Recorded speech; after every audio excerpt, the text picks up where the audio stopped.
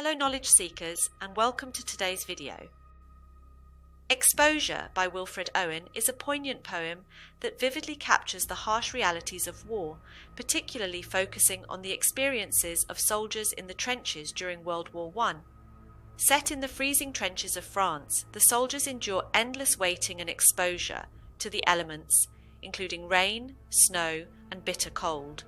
Despite the constant threat of enemy attack, the true enemy in this poem is the merciless weather. Owen masterfully portrays the psychological toll of warfare as the soldiers grapple with exhaustion, disillusionment, and the haunting anticipation of death. Owen begins his poem with, "Our brains ache in the merciless iced east winds that knife us." The use of personification imbues the weather with a sinister quality, highlighting its relentless and threatening nature.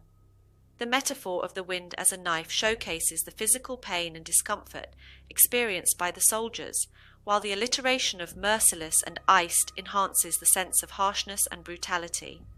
Then we see the description of, "Wearied we keep awake because the night is silent." The repetition of "we" in parts of the poem emphasizes the collective experience of the soldiers, fostering a sense of camaraderie and solidarity.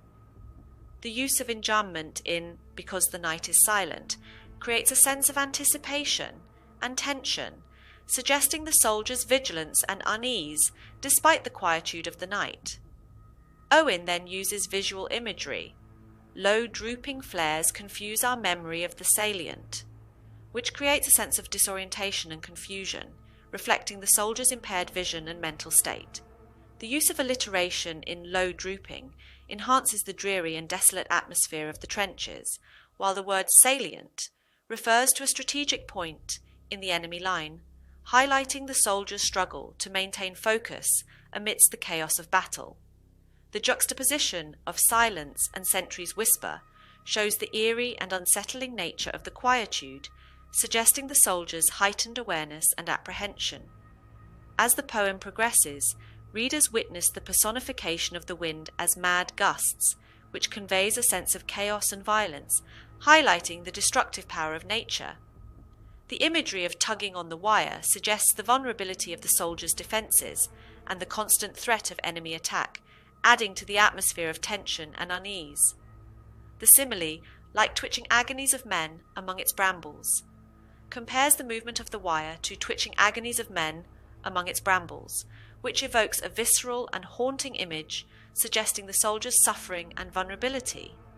Finally, "but nothing happens," is the repetition of the earlier line, which reinforces the monotony and futility of the soldiers' existence, highlighting the sense of disillusionment and despair.